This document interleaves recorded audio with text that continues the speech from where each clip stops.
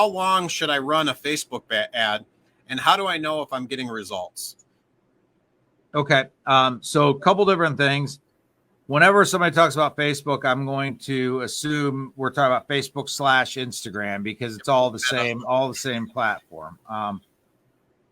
So whenever you run an ad, whenever you start an ad, it will go into a learning phase. And depending on the type of ad, the number of actions, whether it's clicks through to your website, video views, whatever, it takes a certain amount of activity on that ad before it comes out of the learning phase. So the ad's actually learning who to position the ad, who to put it in front of to get the best results.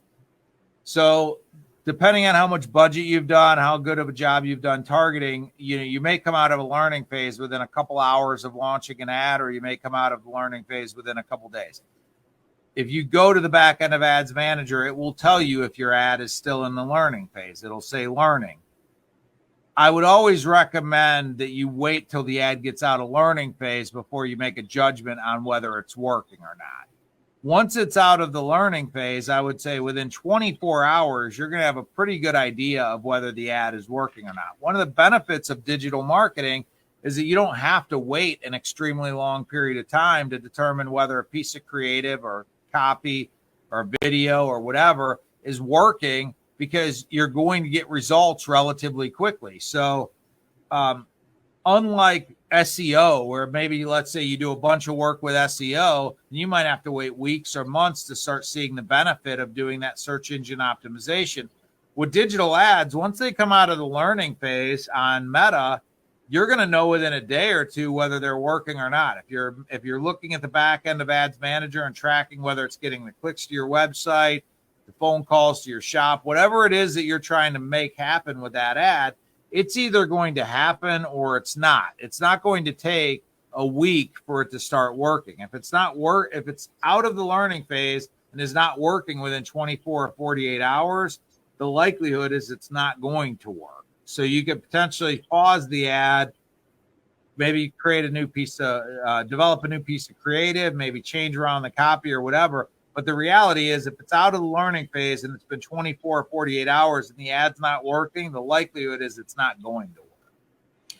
I just wrote down too, and this is something we did in the very first episode, and maybe we should do a full episode in the future of kind of walking through, I think a lot of the times, the back end of Facebook Ads Manager. Yeah. I think that's one of those things where we could probably do a few episodes on there. So if you ever do have questions when you're back there, and that's one thing, obviously, me and Patrick will talk offline and kind of figure out if we should create other content to kind of show you. And like I've mentioned before, you've gone through and we have videos on YouTube of kind of creating an audience, but there's so many other little pieces that are within Ads Manager of, like you said, if you're going to tweak something, how do you do this? Or how do you add in certain things, or all that stuff in there is, whether it's, if you've never done it before, can be very confusing. And I think it would be helpful in the future. Obviously, we're having an on-air off discussion, but I think that would be something for us to kind of do in the future. And if you have questions when you're in there trying to figure it out, please let us know, because that's one of those things where if you've stumbled across something and it's something, I don't know what this is, or I don't know how to fix this, like, please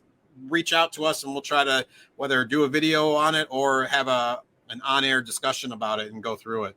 Yeah, I think, here's the thing. I mean, it's a little bit confusing if you haven't been using it for a while. And the other thing is it always changes. If I shot a video a year or so ago and walked people through certain things, the reality is it's changed within the last year.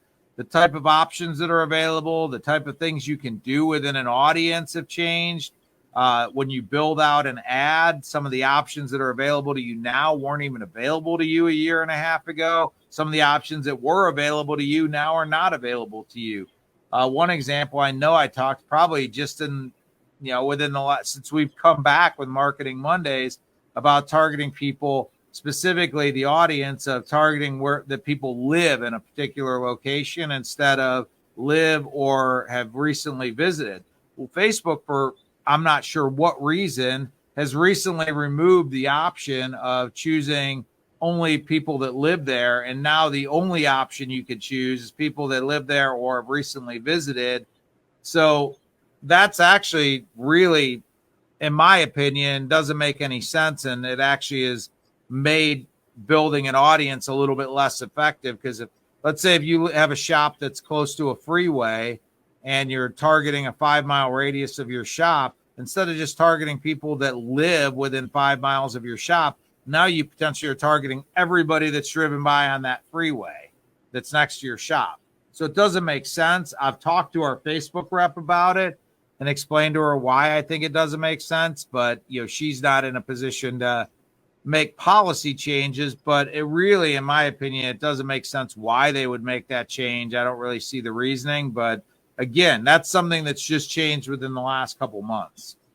Now, this is a side question of my own I figured I'd ask. So when somebody's on a freeway kind of going through and they pick up that information, is that something that would be stopped when it comes up on your phone, like asked not to track? Is that like, how do those things intertwine as far as if you decide to say, hey, I don't want Facebook or whoever to within my phone tracking this information?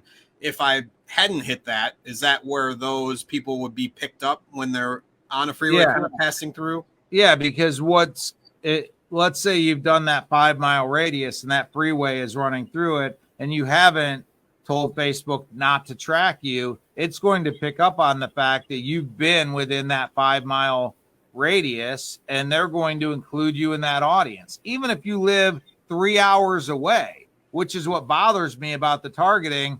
I'll give you a good example. We have a client of ours that does a lot of work within just outside a major metropolitan area. And I finally figured it out because they were contacting me. It's a fairly busy metropolitan area. And they were contacting me and saying, hey, we're getting a lot of great leads, but the leads, I've gotten 3 leads within the last week that are from 2 states away or, in this other, and I was like, and I'm looking at their targeting and I'm looking at everything to try to define, like, why in the world are they getting these leads? Their targeting is set up properly. It's, in the areas that they're trying to target. Why are they getting leads from a couple states away? Then it hit me that it's like where their shop is at, there's a lot of through traffic going by their shop. So they're picking up these people and these people are being served these ads, even though they might be 6 hours away from the actual shop. And now they're still getting the ads. It's the point I was trying to make to our Facebook rep that it doesn't make any sense because we're picking up a lot of people in the audience that could potentially be non-relevant. Unfortunately, at this point in time, there's nothing we can do to stop that. But again, it took me a couple minutes to figure out why all of a sudden is this happening. And it's because of the change on Facebook that's happening.